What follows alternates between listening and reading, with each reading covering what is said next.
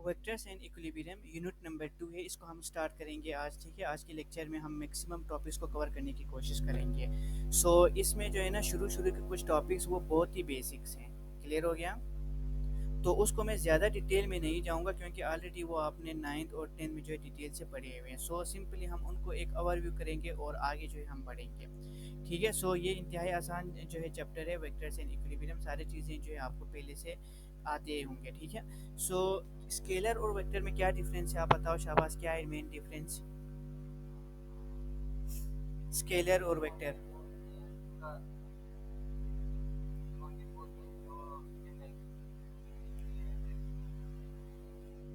बिल्कुल।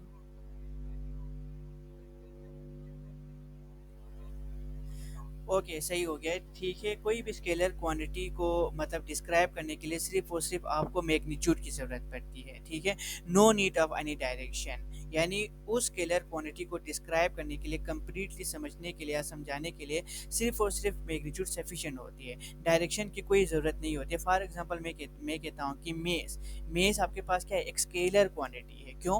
क्योंकि इस क्वांटिटी को डिस्क्राइब करने के लिए डायरेक्शन की कोई ज़रूरत नहीं होती है। फॉर एग्जांपल आप जो है, अगेन वही एग्जांपल मैं देता हूँ, दुकान पे जाते हैं, आपने कहा दुकानदार को भाई मुझे 5 kg जो है वो क्या दे दें, चीनी दे दें। तो देखो यहाँ पर आपने क्या कहा, 5 kg। तो ये आपके पास 5 kg क्या है, इसकी मैग्नीट्यूड है। ठीक है, जबकि कोई यहाँ पर इसमें डायरेक्शन नहीं है। आप ये तो नहीं कहेंगे ना कि मुझे 5 kg चीनी जो है मशरिक की तरफ दे दें, या 5 kg चीनी जो है मुझे मगरिब की तरफ दे दें।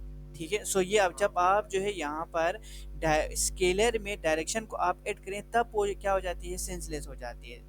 अगर आप जो है डायरेक्शन को ऐड करें तब वो मीनिंगलेस हो जाती है। क्लियर हो गया?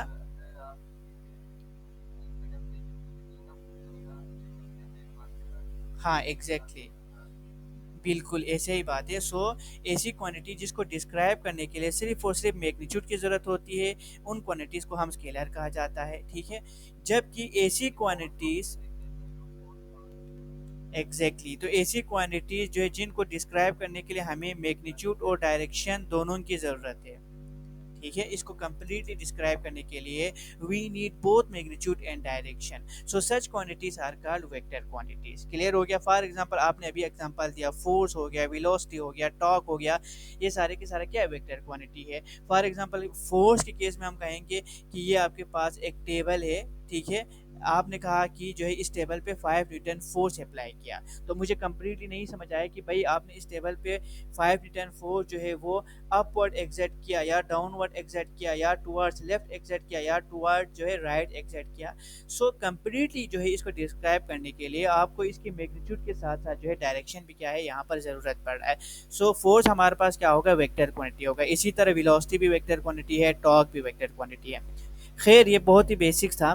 आप स्केलर क्वांटिटी को अगर आपने जमा करना हो, या नफी करना हो, या मल्टीप्लाई करना हो, तो सिंपली हम ऑर्डिनरी अलजेब्रा से हम क्या करते हैं, जमा, नफी या मल्टीप्लाई करते हैं। ऑर्डिनरी अलजेब्रा का मतलब जिस तरह आप जो है आम अलजेब्रा में करते हैं, 5 + 5 5 + 6 5 divided by 6 100 divided by 500 multiplied by 6। इसे हम ऑर्डिनरी अलजेब्रा कहा जाता है। सिंपली आप ऑर्डिनरी अलजेब्रा से कोई भी जो है 2 या 3 या 2 से ज़्यादा स्केलर क्वांटिटीज़ को आपस में ऐड भी कर सकते हैं, सब्ट्रैक्ट भी कर सकते हैं और मल्टीप्लाई भी कर सकते हैं।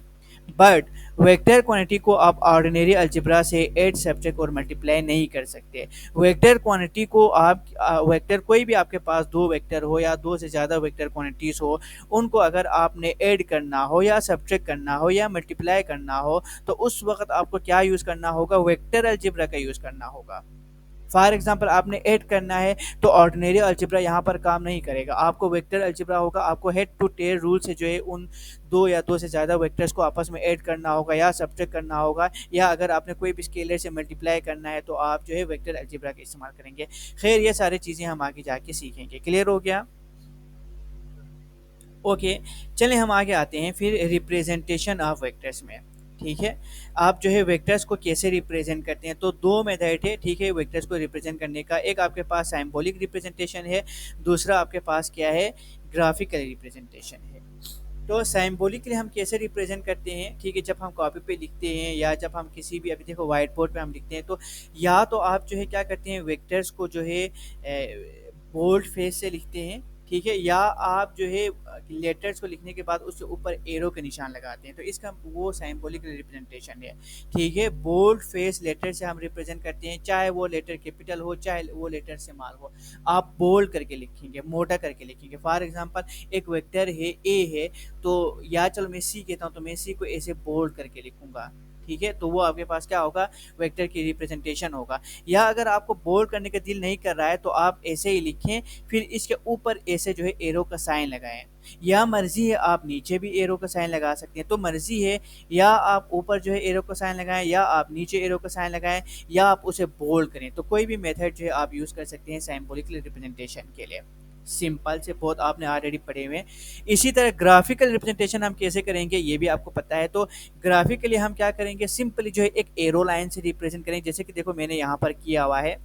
ये एक्चुअली क्या है, मैं कहता हूँ कि यहाँ पर एक फोर्स है 6 न्यूटन जो है ये इस डायरेक्शन में एग्जर्ट कर रहा है। सो आप क्या करेंगे, ग्राफिकली एक एरो जो है लाइन बनाएंगे एक एरो हेड के साथ। ठीक है, एक लाइन बनाएंगे उसके ऊपर एरो हेड लगाएंगे। सो ये आपके पास क्या है, टेल है, ये आपके पास क्या है, हेड है। ठीक हो गया। सो यहाँ पर जो है कौन सी चीज़ मैग्नीट्यूड को रिप्रेजेंट कर रहा है और क्या जो है यहाँ पर उसकी डायरेक्शन को रिप्रेजेंट कर रहा है। तो हमेशा याद रखें, आपके पास ये जो लाइन है यहाँ से यहाँ तक जो लाइन है, ठीक है, ये एक्चुअली इसकी मैग्नीट्यूड को रिप्रेजेंट कर रहा होता है। अभी यहाँ पर ये 6 न्यूटन है, तो देखो ये जो है 6 न्यूटन को रिप्रेजेंट कर रहा होता है, और ये जो एरो हेड है ये इस जो है यस वेक्टर की डायरेक्शन को रिप्रेजेंट कर रहा है। तो देखो अभी यहाँ पर ये आपके पास वेक्टर है, इसकी डायरेक्शन इस तरफ है। अब ये जो भी हो, ठीक है, ये आपके पास इस डायरेक्शन में क्या है, ये वेक्टर है। तो सिंपली आप ऐसे ही जो है क्या कर सकते हैं, रिप्रेजेंट कर सकते हैं। बहुत ही सिंपल है, आपने ऑलरेडी पढ़े हुए हैं। आगे मैं जो है पढ़ता हूँ, क्योंकि आगे हमने जो 11th क्लास में जो आपने काम करना है ना, वो आगे हमने करना है। ये सारी चीज़ें आपने ऑलरेडी पढ़े हुए हैं। ओके, अब आते हैं Cartesian coordinate system. Cartesian coordinate system क्या होती है, ठीक है। सो इसे हम जो है नंबर प्लेन भी कहा जाता है। इस कोऑर्डिनेट सिस्टम को हम क्या कहा जाता है, नंबर प्लेन भी जो है समटाइम्स हम कहा जाता है। सो कार्टेशियन कोऑर्डिनेट सिस्टम एक्चुअली दो वर्टिकल लाइन पे जो है मुश्तमिल होती है। ठीक है, और कौन से दो जो है लाइन पे मुश्तमिल होती है, ठीक है। एक आपके पास देखो यहाँ पर मैंने बनाया हुआ है, एक लाइन आपके पास वर्टिकल लाइन है, और दूसरा आपके पास सॉरी ये वर्टिकल लाइन है, और ये आपके पास क्या है, हॉरिजेंटल लाइन है। तो ये एक हॉरिजेंटल और एक वर्टिकल लाइन पे मुश्तमिल होती है कार्टेशियन कोऑर्डिनेट सिस्टम। और यहाँ पर याद रखें, ये दोनों आपके पास लाइन जो है एक दूसरे के ऊपर परपेंडिकुलर होगा। परपेंडिकुलर का मतलब ये दोनों हॉरिजेंटल और वर्टिकल लाइन जो है किसी पॉइंट पे 90 डिग्री के एंगल पे इंटरसेक्ट कर रहा होगा। जैसे कि यहाँ पर देखो इस पॉइंट पे ये दोनों लाइन 90 डिग्री पे क्या कर रहा है, इंटरसेक्ट कर रहा है।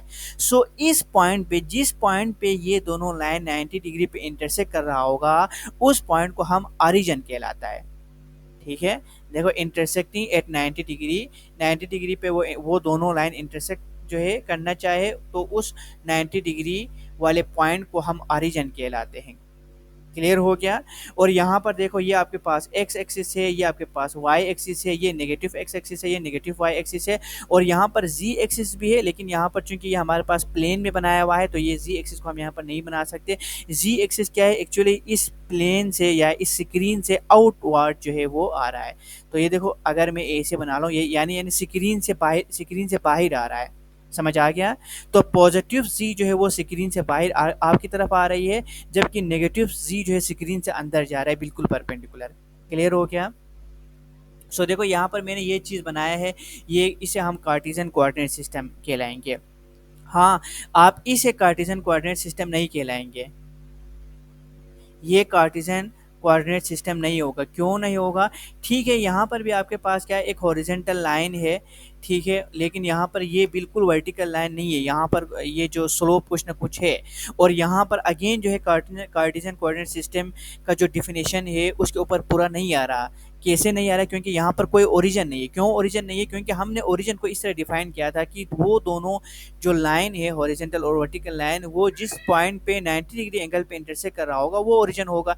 लेकिन यहाँ पर देखें तो ये जो लाइन है वाई वाई प्राइम है, ये एक्स एक्स प्राइम पे परपेंडिकुलर नहीं है, ये 90 डिग्री नहीं है, इस पॉइंट पे 90 डिग्री का एंगल नहीं बना रहे, बल्कि यहाँ पर कुछ जो है 80 या 85 जो है डिग्री के एंगल बना रहे हैं। सो यहाँ पर इसको हम ओरिजिन नहीं कह सकते।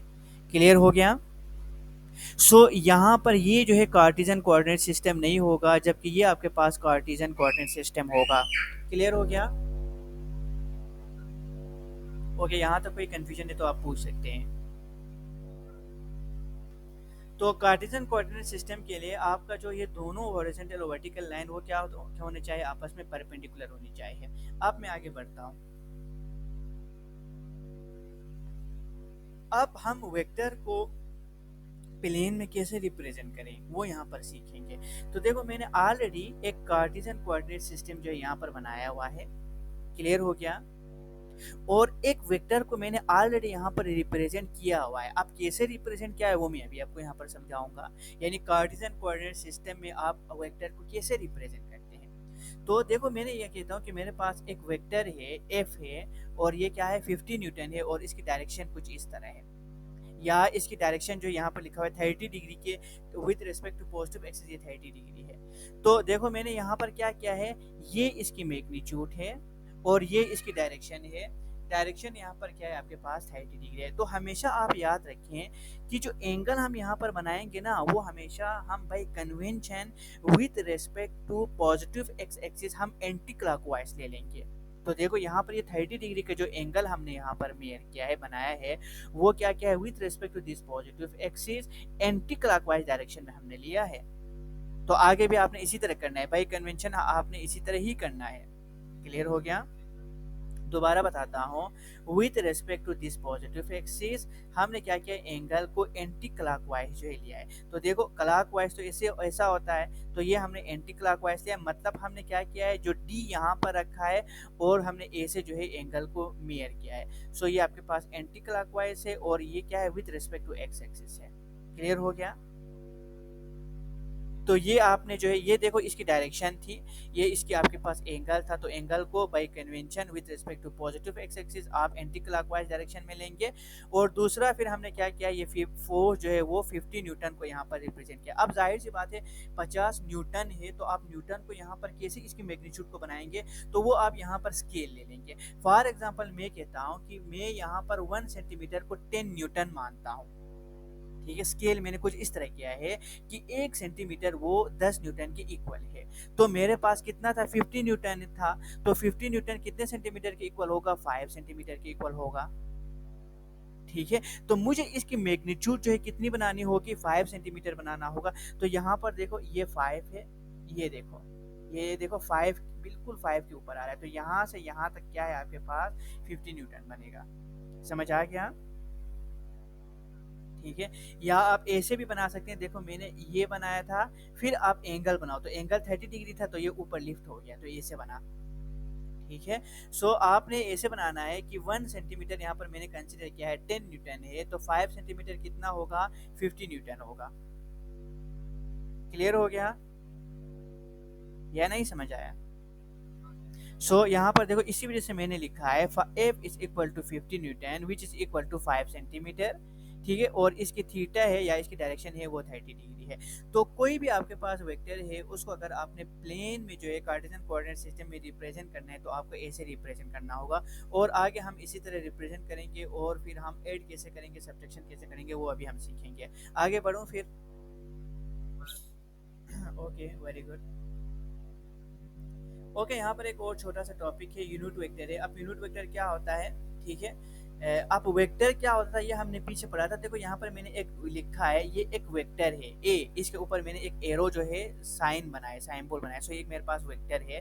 तो वेक्टर ऐसी क्वांटिटी होती थी जिसको डिस्क्राइब करने के लिए हमें मैग्नीट्यूड और डायरेक्शन दोनों की जरूरत पड़ती थी। या वेक्टर जो है क्या होती थी, वेक्टर जो है वो क्वांटिटी होती थी जिसका जो है डायरेक्शन भी होती थी और मैग्नीट्यूड भी होती है। तो मैंने यहाँ पर लिखा है, देखो ये मैग्नीट्यूड है इस वेक्टर का, और ये इसका डायरेक्शन है। तो हमेशा याद रखिए, मैग्नीट्यूड को हम ऐसे जो है रिप्रेजेंट करते हैं। ठीक है, आप जो है फॉर एग्जांपल ए का मैग्नीट्यूड लिखना है, तो ए लिखेंगे, फिर आपने क्या करना है, यहाँ पर ये जो मॉड्यूलस का साइन बोला यहाँ पर लगाएंगे। तो इसका मतलब क्या है, ये इसका मैग्नीट्यूड होगा। क्लियर हो गया? समझ आ गया ना? ये तो यहाँ पर आपके पास ये जो ए मॉडुलस है ये क्या होगा, इस वेक्टर ए का मैग्नीट्यूड है, जबकि ये जो ए है ये क्या होगा, इसका क्या कहते हैं, डायरेक्शन है या यूनिट वेक्टर है। ठीक है, सो हमेशा याद रखें यूनिट वेक्टर को आप कैसे रिप्रेजेंट करते हैं। चलो मैं यहाँ पर ये ए लिखता हूँ और इसके ऊपर में एक ऐसे जो है साइनबोर्ड डालता हूँ, इसे हम केप बोलते हैं या केप बोलते हैं या हेड बोलते हैं। ये टोपी की तरह है ना, तो ए के ऊपर हमने ये टोपी पहनाया है। क्लियर हो गया, सो हम इसे ए केप या ए हेड बुलाएंगे। ठीक है, तो इसका मतलब ये ए केप और ए हेड है, ये एक्चुअली क्या है, आपके पास यूनिट वेक्टर है। और यूनिट वेक्टर एक्चुअली क्या होती है, unit vector actually dimensionless vector होती है। ठीक है, और इसकी मैग्नीट्यूड 1 होती है और ये किसी भी वेक्टर की डायरेक्शन को रिप्रेजेंट करती है। जाहिर सी बात है, यहाँ पर मैंने लिखा है ए वेक्टर है, इसकी मैग्नीट्यूड ये है और इसकी डायरेक्शन ये है, तो इसका मतलब ये एक्चुअली इस वेक्टर ए का क्या कर रहा है, डायरेक्शन को रिप्रेजेंट कर रहा है। क्लियर हो गया। सो अगर मैंने इसी यूनिट वेक्टर को फाइंड करना है तो मुझे इस क्या करना होगा, ये जो मैग्नीट्यूड है इसको इस साइड पे लेके आना होगा, लेफ्ट हैंड साइड पे। तो देखो मैंने क्या किया है, लेके आया है, तो a unit vector equal to, sorry मैंने यहाँ पर ये गलत लिखा है, मुझे यहाँ पर लिखना होगा a vector divided by magnitude of vector. ठीक है, तो देखो यूनिट किसी भी आपके पास वेक्टर का अगर आपने यूनिट वेक्टर फाइंड करना हो तो बहुत ही आसान तरीके से आप फाइंड कर सकेंगे। आप कैसे करेंगे, आप क्या करेंगे, उस वेक्टर की मैग्नीट्यूड को उस वेक्टर के साथ डिवाइड करेंगे तो आपको क्या आएंगे, उस वेक्टर का यूनिट वेक्टर आएंगे। देखें अभी यहाँ पर मेरे पास ये वेक्टर ए है, ये इस वेक्टर ए का मैग्नीट्यूड है, तो आपने यूनिट वेक्टर फाइंड किया है, तो यूनिट वेक्टर आया है, आपने उस वेक्टर को क्या किया है, डिवाइड किया है उस अपनी मैग्नीट्यूड से। क्लियर हो गया। देखो ए आपके पास वेक्टर है, इसको मैंने डिवाइड किया है अपने मैग्नीट्यूड से, so this is the vector and this is the magnitude. Simply आप इन दोनों को डिवाइड करो तो आपको क्या मिलेगा, यूनिट वेक्टर मिलेगा उस वेक्टर का।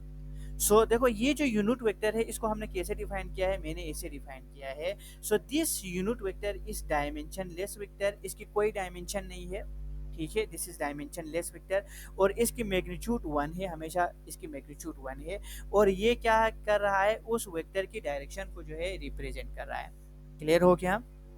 सो अब आप किसी भी वेक्टर की यूनिट वेक्टर को फाइंड कर सकेंगे। ठीक है, आगे जाके हम जो है प्रॉब्लम्स में जो है करेंगे ऐसे। ठीक है, ओके। अब हम आगे, हमारा नेक्स्ट टॉपिक है एडिशन ऑफ वेक्टर्स। कोई भी जो है दो वेक्टर्स हो या दो से ज़्यादा वेक्टर्स हो तो उनको हम कैसे ऐड करते हैं। तो ये मैंने पहले ही आपको बता दिया था, वेक्टर्स को हम ऑर्डिनरी अलजेब्रा से नहीं ऐड कर सकते हैं। हाँ, स्केलर क्वांटिटी को जो है आप ऑर्डिनरी अलजेब्रा से ऐड कर सकते हैं। यस एग्जैक्टली, तो वेक्टर्स को आप जो है वेक्टर अलजेब्रा से जो है क्या कर सकते हैं, ऐड कर सकते हैं। तो वेक्टर अलजेब्रा से आप कैसे ऐड करते हैं, तो ये एक रूल है जिसे हम हेड टू टेल रूल कहा जाता है। ठीक है, ये देखो ये हेड टू टेल रूल है। तो अब हेड टू टेल रूल से हम कैसे ऐड करते हैं वो अभी हम सीखेंगे। तो फॉर एग्जांपल यहाँ पर देखो मेरे पास दो वेक्टर है और इन दोनों वेक्टर्स को यहाँ पर मैंने कार्टेशियन कोऑर्डिनेट सिस्टम में क्या किया हुआ है, रिप्रेजेंट किया हुआ है। सो इस कार्टेशियन कोऑर्डिनेट सिस्टम में मैंने वेक्टर ए को रिप्रेजेंट किया हुआ है और इस कार्टेशियन कोऑर्डिनेट सिस्टम में मैंने इस वेक्टर बी को जो है क्या किया हुआ है, रिप्रेजेंट किया हुआ है। ठीक है, अब कैसे रिप्रेजेंट करना था वो हमने पीछे सीख लिए हैं। सो दिस वेक्टर ए, ये इसकी डायरेक्शन क्या है, with respect to x axis ये थीटा एंगल ए बना रहा है, और ये जो वेक्टर बी है वो with respect to x axis in anticlockwise direction ये थीटा बी बना रहा है। ठीक है, अब मैंने क्या करना है, इन दोनों वेक्टर्स को आपस में जमा करना है।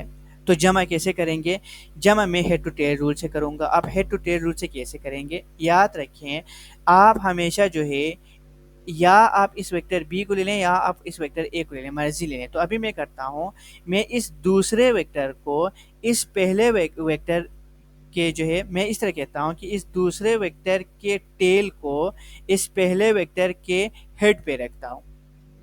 ठीक है, I will place the tail of this second vector on the head of this first vector. Clear हो गया। या मर्जी है आप जो है इस वेक्टर की जो टेल है वो इस वेक्टर के हेड पे रखें, तो वो मर्जी है, इससे कुछ फर्क नहीं पड़ता, वो अभी मैं आपको समझाऊंगा। तो हेड टू टेल रूल में कैसे करेंगे, देखो मैंने यहाँ पर जो है वो बनाया हुआ है, मैं इसको थोड़ा सा ओके। तो देखें आप गौर से जो है यहाँ पर देखें तो सबसे पहले मैंने देखो यहाँ पर एक और कार्टेशियन कोऑर्डिनेट सिस्टम को यहाँ पर बनाया है। तो एक्चुअली मैंने ए और बी को आपस में जमा करना है। तो सबसे पहले मैंने वेक्टर ए को यहाँ से उठाया और मैंने यहाँ पर ड्रा किया। अब मैंने वेक्टर ए को ऐसे ही उठा के यहाँ पर रखा है, इसकी डायरेक्शन को और इसकी मैग्नीट्यूड को मैंने नहीं छेड़ा है। ठीक है, अब मैं क्या करना चाह रहा हूँ, मैं इस जो है वेक्टर ए की हेड पे इस वेक्टर बी की टेल को रखना चाहता हूँ। तो देखो मैंने रखा है। तो देखो बिल्कुल इस देखो वेक्टर बी को मैंने उठा के इस वेक्टर ए की हेड पे जो है रखा है। ठीक है, लेकिन याद रखें अगेन जब आप इस वेक्टर बी को इस वेक्टर ए के हेड पे रखेंगे तो ना आपने इसकी डायरेक्शन को छेड़ना है, ना आपने इसकी मैग्नीट्यूड को छेड़ना है। तो देखो मैंने यहाँ पर ये ग्रीन कलर में एक इमेजिनरी एक्स एक्सिस बनाया है। मैंने यहाँ पर इस वेक्टर बी को, ये मेरे पास वेक्टर बी है, मैं यहाँ पर लिखता हूँ, ये मेरे पास वेक्टर बी है। इस वेक्टर बी को मैं इस वेक्टर ए के हेड पे रखने के लिए मैं यहाँ पर क्या किया है, अपनी आसानी के लिए एक इमेजिनरी एक्स एक्सिस बनाया है। ठीक है, ये आपके पास एक इमेजिनरी एक्स एक्सिस है ताकि मैं इजीली जो है इसकी डायरेक्शन को यहाँ पर जो है बना सकूँ, एंगल को बना सकूँ। सो यहाँ पर देखें ये with respect to x axis theta भी एंगल बना रहा था, तो अगेन यहाँ पर with respect to x axis theta angle भी बना रहा है। इसकी मैग्नीट्यूड उतनी ही है जितनी यहाँ पर पहले इसकी ओरिजिनल थी। देखो ये मैग्नीट्यूड क्या है, उतनी ही है जितनी इसकी ओरिजिनल थी। तो देखो यहाँ पर मैग्नीट्यूड को भी मैंने नहीं छेड़ा है। तो देखो मैंने क्या किया है, वेक्टर बी की टेल को वेक्टर ए के हेड पे प्लेस किया है। फिर मैं क्या करूंगा, इस पहले वेक्टर के यानी वेक्टर ए की टेल को इस वेक्टर बी की हेड से मिलाता हूं। तो देखो मैंने ए से मिलाया है। ठीक है, तो इस न्यू वेक्टर को हम रिजल्टेंट वेक्टर कहा जाता है और यही आपका आंसर होगा। तो अगर आप वेक्टर ए और वेक्टर और वेक्टर बी को आपस में जमा करें तो आपको एक रिजल्टेंट वेक्टर आएगा, यही आपका आंसर होगा। तो देखो R is equal to A plus B. Clear हो गया? सो हमेशा फिर आपने क्या करना है, इस वेक्टर ए की टेल को वेक्टर बी के हेड से मिलाना है और आपने ये जो एरो हेड है इसको हमेशा ओरिजिन से अवे पॉइंट करना है। तो देखो ओरिजिन से हम ए से अवे पॉइंट कर रहा है, आपने ए से जो है पॉइंट नहीं करना है। अगर आप टुवर्ड्स द ओरिजिन ए से पॉइंट करेंगे तो वो गलत होगा। हमेशा आपको जो है क्या करना होगा, अवे फ्रॉम द ओरिजिन ए से पॉइंट करना होगा। सो ये जो ऑरेंज कलर में मैंने जो वेक्टर बनाया है, this is the resultant vector. ठीक है, जब आप ए और बी को जमा करेंगे तो ये आपके पास रिजल्टेंट वेक्टर आएंगे। तो अगर आपने देखो अभी यहाँ पर मैंने कुछ जो है प्रॉपर या स्पेसिफिक मैग्नीट्यूड नहीं लिखा हुआ है। अगर आप ए की कोई ना कुछ मैग्नीट्यूड लिखें, बी की मैग्नीट्यूड लिखें, तो अगर आप आर, तो जाहिर सी बात आप जमा करेंगे तो आर की मैग्नीट्यूड भी आप फाइंड कर सकेंगे। आप आर की मैग्नीट्यूड को कैसे फाइंड करेंगे, सिंपली आप इस आर की जो मैग्नीट्यूड है उसको स्केल से मेयर करेंगे। तो अभी देखो यहाँ पर हमने स्केल कुछ ना कुछ हमने रखा हुआ है, वो अभी हमने यहाँ पर नहीं बताया क्योंकि मैंने आपको जनरल समझाया, जिस तरह मैंने आपको पहले के केस में स्केल समझाया था। तो इसकी जो है क्या करेंगे, लेंथ को मेयर करेंगे और फिर इस स्केल में जो है उसके साथ कंपेयर करेंगे या कन्वर्ट करेंगे तो आर के आपको मैग्नीट्यूड आ जाएंगे। और डायरेक्शन कैसे फाइंड करेंगे, सिंपली आपको with respect to positive x axis anticlockwise इसकी थीटा फाइंड करेंगे तो वही इसकी डायरेक्शन होगा। तो सिंपली आप अपने डी या प्रोटेक्टर को यहाँ पर रखेंगे और या इतनी जो एंगल है इसको मेयर करेंगे प्रोटेक्टर से, तो वही इस आर का क्या होगा, डायरेक्शन होगा। अगेन बताता हूँ, with respect to positive axis anticlockwise आपको मेयर करना होगा। ठीक है, ये एंगल आपको मेयर करना नहीं है, इसकी डायरेक्शन ये होगा, ये एंगल आपको मेयर करना है। ठीक है, तो ये एंगल कैसे मेयर करते हैं, सिंपली आप यहाँ पर डी को ऐसे प्लेस करें, ये देखो मैंने डी बनाया है और ऐसे जो है गिने तो ये मेरे ख्याल से तकरीबन कोई 45 डिग्री का एंगल बन रहा है। ठीक है, यहाँ तक समझ आ गया? अब यहाँ पर तो हमने सिर्फ और सिर्फ दो वेक्टर्स को आपस में जमा किया है। ज़रूरी नहीं है कि दो वेक्टर्स ही हो आपके पास दो से ज़्यादा वेक्टर्स भी हो सकते हैं, 3 4 5 6 10 बेशुमार हो सकते हैं, तो उनको भी बिल्कुल इसी तरह ही आपको ऐड करना होगा। तो हमेशा याद रखें क्या करना होगा, रिजल्टेंट वेक्टर कैसे आपने फाइंड करेंगे, इस तरह मैं आप डिफाइन करूँगा रिजल्टेंट वेक्टर को, पहले वेक्टर की टेल को आखिरी वेक्टर के हेड के साथ मिलाना है और हमेशा ओरिजिन से अवे आपने क्या करना है, एरो हेड को पॉइंट करना है, तो वो आपका रिजल्टेंट वेक्टर बनेंगे। क्योंकि यहाँ पर मेरे पास सिर्फ दो वेक्टर था, इस वजह से मैंने अभी आपको बोला था पहला वेक्टर की टेल को दूसरे वेक्टर की हेड से मिलाना है। लेकिन अगर आपके पास दो से ज़्यादा हो तो आपने क्या करना है, रिजल्टेंट इसी तरह हेड टू टेल रूल को सारों को जो है जमा करना है, फिर पहले वेक्टर की टेल को आखिरी वेक्टर की हेड से मिलाना है, ठीक है, क्योंकि अभी यहाँ पर ये पहला और ये आखिरी बन रहा है। उस तरह के एक एग्जांपल करेंगे, आपको मजीद समझ आ जाएंगे। अब यहाँ पर देखें, जो वेक्टर एडिशन है ना वो कम्यूटेटिव है, ये कम्यूटेटिव लॉ को जो है होल्ड करता है, मतलब इनके ऑर्डर मैटर नहीं करता। मैंने पहले भी आपको बताया था, चाहे आप ए को बी में जमा करें या आप बी को ए में जमा करें, आपका आंसर सेम आएगा, इस रिजल्टेंट वेक्टर पे कोई फर्क नहीं पड़ेगा। तो देखो मैंने इसी वजह से यहाँ पर लिखा हुआ है वेक्टर एडिशन इज कम्यूटेटिव, और नीचे लिखा हुआ है R is equal to A plus B equal to B plus A. मतलब ये है कि आप जो है ऐसे भी कर सकते हैं। हाँ, मतलब आप जो है देखो अभी यहाँ पर मैंने किया है ए के हेड पे बी का टेल रखा है, आप ऐसे भी कर सकते हैं बी के हेड पे ए का टेल रखें, फिर आप जो है क्या करें रिजल्टेंट निकालें, तब भी आपके पास रिजल्टेंट जो है बिल्कुल यही सेम आएगा। रिजल्टेंट के मैग्नीट्यूड और डायरेक्शन पे डिपेंड नहीं करेगा। ठीक है, ये करके दिखाओ या करेगा। देखो ये मेरे पास x है, ये मेरे पास y है। अब मैं पहले जो है b को रखता हूँ, तो b को मैं ऐसे बनाता हूँ, ये देखो ये थीटा b है, ठीक है। फिर मैं यहाँ पर एक इमेजिनरी x एक्सिस बनाता हूँ ताकि मेरे लिए आसानी हो, this is imaginary x axis. फिर मैं इसकी हेड पे जो है a का टेल रखता हूँ। सो ये आपके पास a है, a का टेल रखें, तो यहाँ पर ए कैसे बनाऊंगा, ए थीटा ए एंगल बना रहा है with respect to positive x axis, तो उसी हिसाब से मुझे बनाना होगा। तो कुछ इस तरह बनेगा, ये देखो, और ये आपके पास थीटा ए एंगल बना रहा है।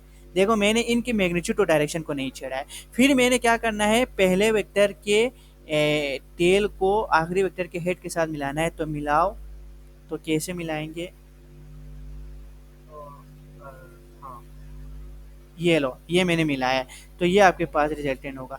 अब यहाँ पर देखो ये दोनों आपके पास जो रिजल्टेंट है, ये देखो बिल्कुल एग्जैक्टली एक्यूरेट आया है। अगर आप इन दोनों के मैग्नीट्यूड और इन दोनों के मैग्नीट्यूड को फाइंड करेंगे, हाँ इन दोनों की डायरेक्शन को फाइंड करें, एग्जैक्टली सेम आएगा। समझ आ गया। तो यानी वेक्टर एडिशन कम्यूटेटिव है, इनके ऑर्डर पे ये डिपेंड नहीं करता। क्लियर हो गया। ओके, तो आप जो है एक से ज़्यादा वेक्टर्स हो तो उनको भी बिल्कुल इसी तरह हम जमा कर सकते हैं। तो देखो यहाँ पर मैंने ऑलरेडी एक एग्जांपल लिखा है, मैंने पहले से ही बनाया ताकि हमारा जो है टाइम जो है वो बचत हो सके और हम ज़्यादा से ज़्यादा टॉपिक्स को कवर कर सकें। ठीक है, ओके। तो यहाँ पर देखो मेरे भाई, यहाँ पर देखो, शाबाश। देखो मैंने जो है मेरे पास ऑलरेडी मैंने चार वेक्टर्स को कार्टेशियन कोऑर्डिनेट सिस्टम में रिप्रेजेंट किया हुआ है। This is vector A, this is vector B, this is vector C and this is vector D. Okay, इन सारों को देखो मैंने कार्टेशियन कोऑर्डिनेट सिस्टम में जो है रिप्रेजेंट किया हुआ है। आप आपका काम क्या है, आपका काम ये है कि आपने इन चारों वेक्टर्स को आपस में ऐड करना है। You will have to add A plus B plus C plus D. Okay, so आप कैसे ऐड करेंगे, अगेन आप जो है हेड टू टेल से ऐड कर सकेंगे। अब इसमें भी जाहिर सी बात है, मैंने आपको पहले भी बताया कम्यूटेटिव लॉ होल्ड करता है, तो मर्जी है आप पहले ए को रखें, फिर बी को रखें, फिर सी को रखें, फिर डी को रखें, या मर्जी है आप डी को रखें, फिर सी को रखें, फिर बी को रखें, फिर ए को रखें, या आपकी अपनी मर्जी है बी को रखें, सी को रखें, ए को रखें, डी को रखें, क्योंकि ये कम्यूटेटिव लॉ को होल्ड करता है। चले मैं यहाँ पर बनाता हूँ, सबसे पहले मैं ए को यहाँ पर रखता हूँ। तो देखो मैंने ए से बनाया, क्लियर हो गया। ओके, फिर मैं जो है बी को बनाता हूँ, तो ए के हेड पे बी का टेल बनाता हूँ। तो बी के टेल है, ये हेड है, तो मैं बिल्कुल जो है डायरेक्शन और मैग्नीट्यूड को चेंज के बगैर डायरेक्ट उठा के मैं यहाँ पर ऐसे रखता हूँ। ठीक है, सो मैं ऐसे बनाता हूँ। सो आपके पास तो ये मेरे पास इमेजिनरी लाइन था, ठीक है, तो ये आपके पास बी ऐसे बनेगा। ठीक है, ये आपके पास वेक्टर बी है। आप वेक्टर सी बनाओ, तो वेक्टर बी के हेड पे वेक्टर सी के जो टेल को रखना है। ठीक है, तो वेक्टर सी के जो है आपने, तो ये ऐसा है। ठीक है, ये आपके पास वेक्टर सी है, वेक्टर सी है। अब आपने क्या करना है, डी को ले लें, तो वेक्टर सी के हेड पे वेक्टर डी के टेल को रखना है। तो सी के हेड पे मैं ये देखो डी के टेल रख रहा हूँ। ठीक है, तो देखो सी के हेड पे डी का जो टेल रखना है। अब फिर रिजल्टेंट कैसे फाइंड करना था, पहले वेक्टर के टेल को आखिरी वेक्टर के हेड से मिलाना था। तो पहला वेक्टर ये है, आखिरी वेक्टर ये है, तो पहला वेक्टर का टेल ये है, आखिरी वेक्टर का हेड ये है, तो इन दोनों को मिलाओ। तो चलें मैं मिलाता हूँ। मैं चलो इसके कलर को चेंज करता हूँ थोड़ा सा, ठीक है, ये ऑरेंज रखता हूँ। सो पहले वेक्टर की टेल को आखिरी वेक्टर के हेड से मैंने देखो ए से मिलाया, और मैंने एरो हेड हमेशा ओरिजिन से अवे पॉइंट करना है, तो देखो मैंने अवे पॉइंट किया है।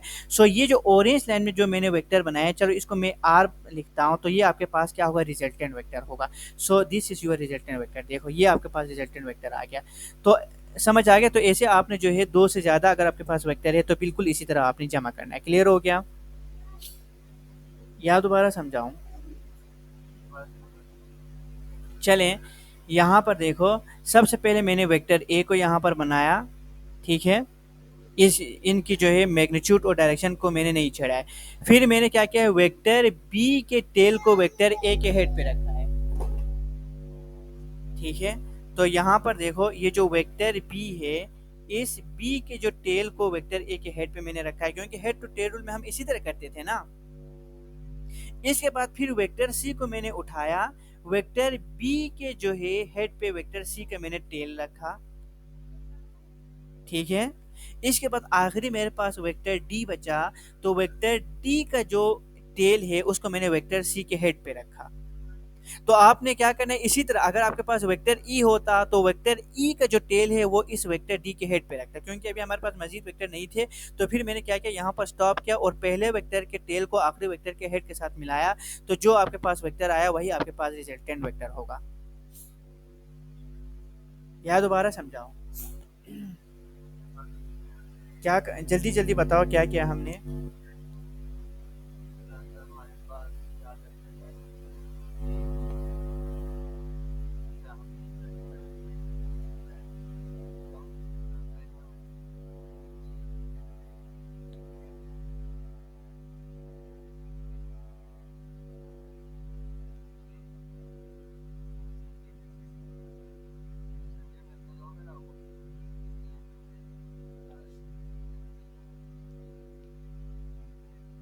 हाँ, मतलब आपका पहले वेक्टर की टेल को आखिरी वेक्टर के हेड से मिलाना है, तो वही आपके पास क्या होगा, वेक्टर रिजल्टेंट वेक्टर होगा। ठीक है। सो ये मर्जी है ना, आप चाहे बी को पहले लिखें, ठीक है, बी ए प्लस सी प्लस डी में देखो रिजल्टेंट वेक्टर ये भी हो सकती है, या रिजल्टेंट वेक्टर डी जमा सी जमा बी जमा ए ये भी हो सकती है, ठीक है। समझ आ गया ये, क्योंकि हमें पता है ये कम्यूटेटिव लॉ को होल्ड करता है। यहाँ तक कोई कंफ्यूजन है तो आप पूछ सकते हैं। अब हम आते हैं सब्ट्रैक्शन पे। अब हम आते हैं सब्ट्रैक्शन पे। अब दो वेक्टर्स को या दो से ज़्यादा वेक्टर्स को हम कैसे सब्ट्रैक्ट करते हैं? So there is no direct method for the subtraction of vectors, ठीक है। कोई डायरेक्ट जो है इसका अलग सा मेथड नहीं है सब्ट्रैक्शन के लिए। सब्ट्रैक्शन में भी हम वही जो है एडिशन वाला जो है मेथड इस्तेमाल करेंगे, लेकिन सिर्फ और सिर्फ यहाँ पर एक स्टेप इजाफा करेंगे। वो हम कैसे करेंगे वो मैं आपको समझाऊंगा। फॉर एग्जांपल देखो यहाँ पर मैंने दो वेक्टर्स को जो है यहाँ पर कार्टेशियन कोऑर्डिनेट सिस्टम में रिप्रेजेंट किया हुआ है, और मैं आपसे पूछता हूँ कि भाई आपने बी को ए में से सब्ट्रैक्ट करना है, ए माइनस बी फाइंड करना है। सो इसका कोई डायरेक्ट मेथड तो नहीं है अपने सब्ट्रैक्शन का, तो हम क्या करेंगे, हम ये करेंगे, सबसे पहला काम, जिस वेक्टर को आपने सब्ट्रैक्ट करना है उसका नेगेटिव लेंगे, उसका नेगेटिव वेक्टर लेंगे। तो अभी यहाँ पर है, यहाँ पर बी ए में से सब्ट्रैक्ट हो रहा है, तो मुझे इस बी वेक्टर का क्या करना होगा, नेगेटिव लेना होगा। फिर उस नेगेटिव वेक्टर को इस वेक्टर ए के साथ मैं ऐड करूंगा, जमा करूंगा, जिस तरह मैं पहले करते चले आ रहा हूँ हेड टू टेल रूल से। तो वही आपके पास क्या होगा, सब्ट्रैक्शन होगा। तो देखो मैंने यहाँ पर a माइनस बी फाइंड करना है, तो मैंने सबसे पहले इस b का नेगेटिव वेक्टर लिया है, तो माइनस बी होगा। फिर इस माइनस बी को वेक्टर a के साथ जमा करना है, तो देखो सबसे पहले मैंने नेगेटिव b लिया है, ठीक है, सबसे पहले मैंने नेगेटिव बी लिया है। फिर उस नेगेटिव बी को इस वेक्टर ए के साथ मैं जमा करूंगा हेड टू टेल रूल से, तो वही आपके पास क्या होगा, रिजल्टेंट वेक्टर होगा। सब्ट्रैक्शन ऑफ वेक्टर ए से करेंगे। क्लियर हो गया? ऊंचा बोलें, क्या बोला मैंने, क्या बोला, जल्दी से रिपीट करो, ऊंचा बोले। कैसे करेंगे, मैंने सब्ट्रैक्शन का क्या रूल बताया?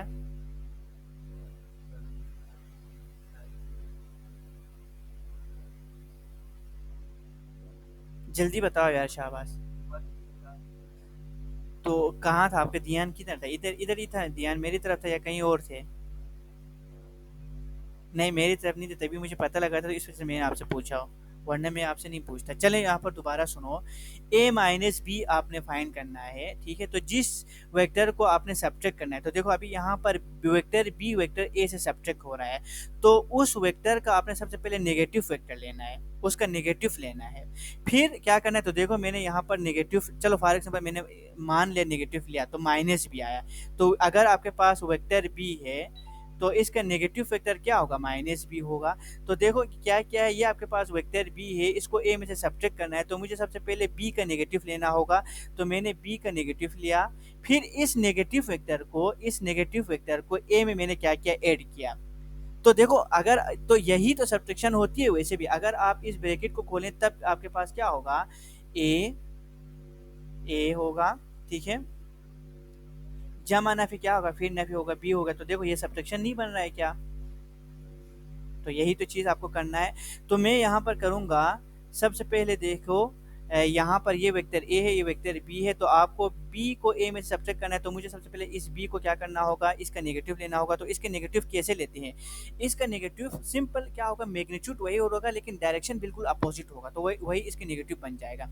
तो देखो मैं यहाँ पर बनाने जा रहा हूँ, ये इसका नेगेटिव होगा, ये देखो नेगेटिव वेक्टर। तो देखो यहाँ पर ये बिल्कुल 180 डिग्री पे मैंने रोटेट किया है, या मैं इस तरीके से कहता हूँ बिल्कुल 180 डिग्री पे मैंने रोटेट किया है।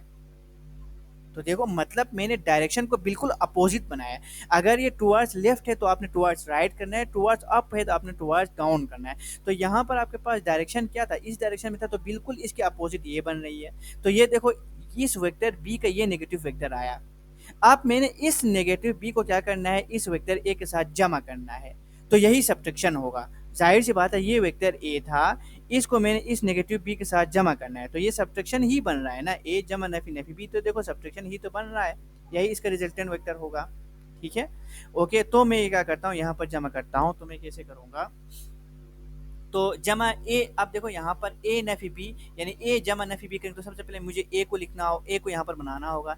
तो मैं यहाँ पर ए बनाता हूँ, ये वेक्टर ए मैंने बनाया।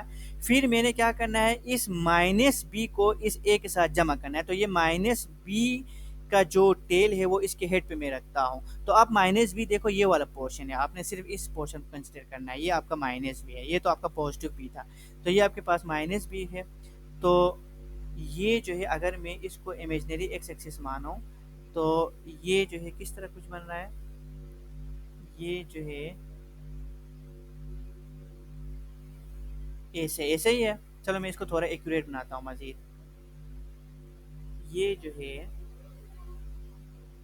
ये देखो, ये हो गया, ठीक है, समझ आ गया? चलो इसको मैं और ज़्यादा एक्यूरेट बनाता हूँ। ये लो, तो ये आपके पास नेगेटिव बी है, ये नेगेटिव बी है, यानी इस नेगेटिव बी की टेल को हमने इस ए के हेड पे रखा है। तो मतलब सिंपली मैंने ए जमा इंटू नफी बी किया है, यानी इस नेगेटिव बी को इस ए के साथ जमा किया है। फिर मैं पहले वेक्टर के हेड को दूसरे के टेल के साथ मिलाता हूँ। तो सिंपली क्या होगा मेरे पास? ये पहले के और मिलाता हूँ, और आपने हमेशा एरो जो हेड है उसको अवे फ्रॉम द ओरिजिन ए से रखना है। तो ये आपके पास क्या होगा? तो ये ब्लू कलर में जो मैंने वेक्टर बनाया, ये इसकी रिजल्टेंट वेक्टर होगा। तो ये रिजल्टेंट वेक्टर एक्चुअली क्या है? ए माइनस बी है। तो देखो मैंने वेक्टर बी को वेक्टर ए में से सब्ट्रैक्ट किया, तो ए से सब्ट्रैक्ट किया है। हाँ बोलें, अब समझ आया कि नहीं समझ आया?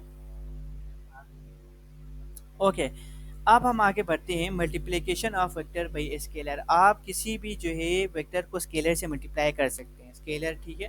फॉर एग्जांपल यहाँ पर देखो, अगेन मैंने क्या किया है, एक जो है वेक्टर को कार्टेशियन कोऑर्डिनेट सिस्टम में जो है रिप्रेजेंट किया है, और उस वेक्टर को ए का नाम दिया है, और ये with respect to positive x axis theta A angle बना रहा है एंटी क्लॉकवाइज डायरेक्शन में। ओके, अब मैं आपसे कहता हूँ, आपने इस वेक्टर ए को 2 से मल्टीप्लाई करना है, एक स्केलर से। देखो ये वेक्टर ए है, इसको 2 से मल्टीप्लाई करना है। तो और यहाँ पर ये आपके पास 2 क्या है? चलो अगर कोई, मैंने कहा कि ये एक स्केलर के जो है स्केलर का नाम ले रहे हैं, तो के आपके पास यहाँ पर 2 है और दिस इज ग्रेटर देन 0 है, मतलब आपके पास ये पॉजिटिव वैल्यू है। तो अगर आप किसी भी जो है वेक्टर को कोई भी पॉजिटिव जो है नंबर से मल्टीप्लाई करें तो क्या होगा, अगर आप पॉजिटिव नंबर से मल्टीप्लाई करें तो सिर्फ और सिर्फ उस वेक्टर की मैग्नीट्यूड क्या होगा, उतने टाइम जो है इंक्रीज होगा, उसकी डायरेक्शन पे कोई फर्क नहीं होगा। तो जैसे कि अभी यहाँ पर देखो, इसकी मैग्नीट्यूड देखो, यहाँ पर ये 2 तक जा रहा है, तो चूंकि 2 से मैं मल्टीप्लाई कर रहा हूँ, तो ये अगर 4 न्यूटन है, चलो मैं यहाँ पर लिखता हूँ ये, चलो मैं 4 न्यूटन है, तो मैं 2 से मल्टीप्लाई करता हूँ तो ये 8 न्यूटन बनेगा, ठीक है। लेकिन ये पॉजिटिव 2 है तो ये डायरेक्शन क्या होगा, चेंज नहीं होगा, इसी डायरेक्शन में रहेगा। तो मैं कैसे बनाऊंगा, ये लो, तो आप ये 8 न्यूटन बनाए, यस। तो यहाँ पर क्या है, 8 न्यूटन है, क्योंकि देखो यहाँ पर मैंने जो है स्केल किस तरह लिया हुआ है, यहाँ पर मैंने स्केल लिया हुआ है 1, ये 1 सेंटीमीटर जो है वो 1 न्यूटन 2 न्यूटन के इक्वल है। तो देखो यहाँ पर 2 सेंटीमीटर 4 न्यूटन के इक्वल है, तो यहाँ पर 4 सेंटीमीटर 8 न्यूटन के इक्वल आया, ठीक है। सिंपल ये है कि जब आप किसी भी वेक्टर को किसी पॉजिटिव नंबर से मल्टीप्लाई करते हैं तो क्या होगा, उसकी डायरेक्शन वही की वही रहेगा, डायरेक्शन पे कोई चेंजेस नहीं आएगा, सिर्फ और सिर्फ उसकी मैग्नीट्यूड क्या होगा, इंक्रीज होगा।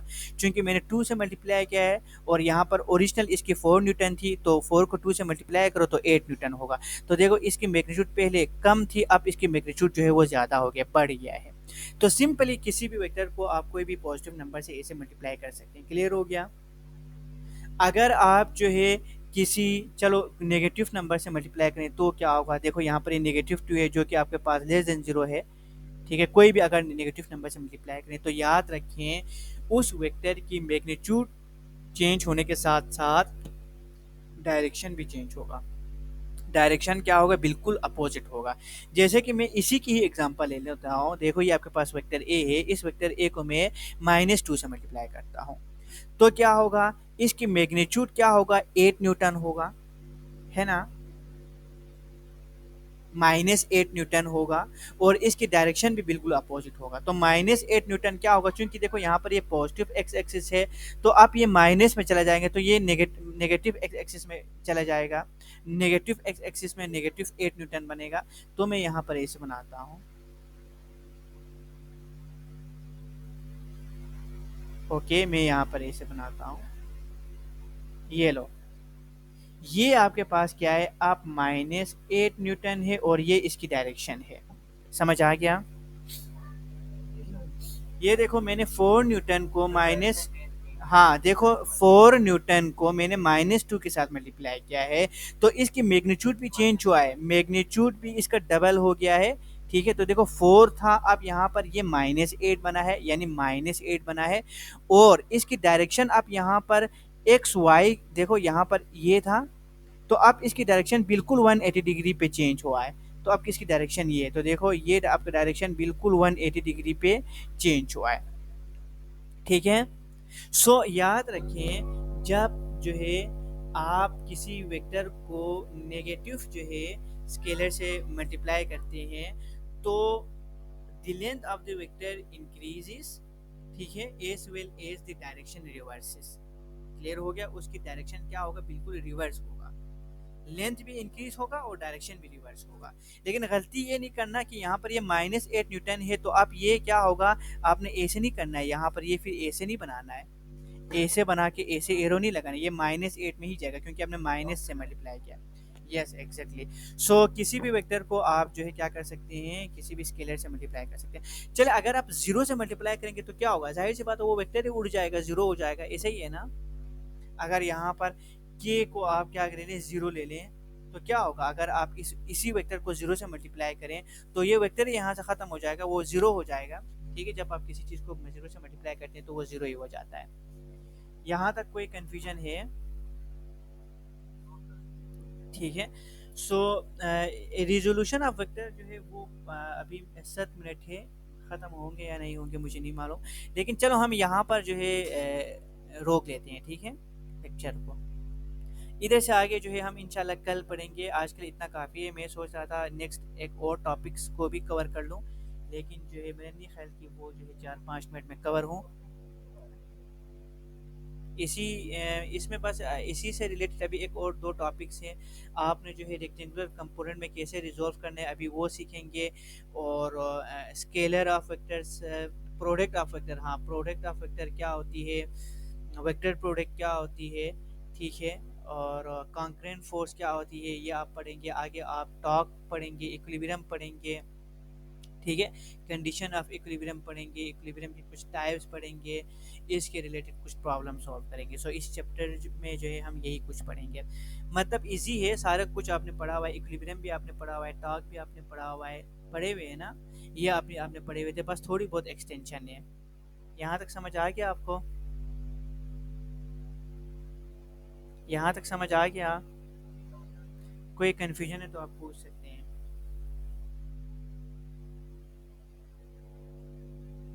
कोई अच्छा मुझे ये बताओ, चलिए मैं यहाँ पर एक जो है वेक्टर बनाता हूँ। This is x, this is y, और मैं ए से जो है, नहीं बल्कि ए से बनाता हूँ। चलो मैं जो है यहाँ पर इस कार्टेशियन कोऑर्डिनेट सिस्टम को इरेज करता हूँ, मैं ए से बनाता हूँ। ठीक है, ये आपके पास 5 न्यूटन है। इसको 3 से मल्टीप्लाई करें तो क्या होगा?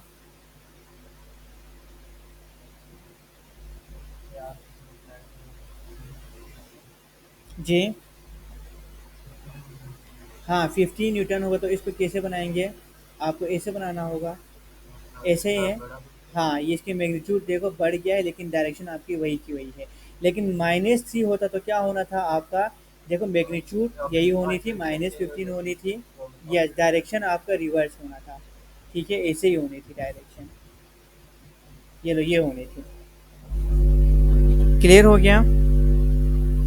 तो आपने क्या करना है पता है? आपने करना है कि यहाँ तक जो हमने पढ़े हैं वो सारे की सारा आपकी बुक में जो है लफ्ज़ टू लफ्ज़ लिखा हुआ है। ये सारी चीज़ें मैंने आपको बुक से ही समझाई गई हैं, ठीक है। कोई भी चीज़ें मैंने आपको एक्स्ट्रा जो है नहीं बताई गई हैं, सारी चीज़ें आपकी बुक्स में हैं। तो आपने क्या करना है, जहाँ तक हमने पढ़े हैं वो आप बुक जब खोलेंगे तो आपको पता चल जाएगा कहाँ तक हमने पढ़े हैं, ठीक है। तो ये सारी चीज़ें आपने क्या करना है, बुक में से पढ़ना है, वर्ड बाय वर्ड आपने पढ़ना है, लफ्ज़ बाय लफ्ज़ आपने पढ़ना है। अगर आप इनको नहीं पढ़ेंगे तो आप भूल जाएंगे। क्लियर हो गया? ठीक है। चलिए मैं यहाँ पर देखता हूँ इसमें से कोई अगर एक्सरसाइज में से कोई क्वेश्चन है, अगर आप चलिए अभी एक्सरसाइज को फिलहाल जो है गोली मारो। अभी आपने इतना करें, इतना काफ़ी है, ठीक है। क्या करना है आपने, जितना कुछ हमने पढ़े हैं उनको आपने करना है, इनको मैंने पूछना है, ठीक है। कुछ जो है चीज़ें शायद मेरे से रह गई होंगे, ठीक है, वो आपके बुक में जो है लिखे होंगे। तो आपने जो पॉइंट्स मैंने आपको नहीं बताए वो पॉइंट्स आपने कल के लेक्चर में मुझे बताना है कि सर आपने ये पॉइंट जो है वो नहीं बताए थे या वो मिस हो गए थे। क्लियर हो गया? तो आप जब बुक पढ़ेंगे तभी आपको पता चल जाएंगे कि कौन से पॉइंट जो है वो मिस हो गए हैं और कौन से पॉइंट जो है हमने कवर किए हैं। तो अगर आप बुक नहीं पढ़ेंगे तो आपको नहीं पता चल जाएगा। सो कल मैं आपसे पूछूंगा तो जितना कुछ हमने यहाँ पर डिस्कस किए हैं क्लास में, ठीक है, वो आपने ज़रूर जो है वो पढ़ना है, ठीक है। चले हम यहाँ पर क्लास को एंड करते हैं, इंशाल्लाह हम कल मिलते हैं। अल्लाह हाफिज़। खुदा हाफिज़।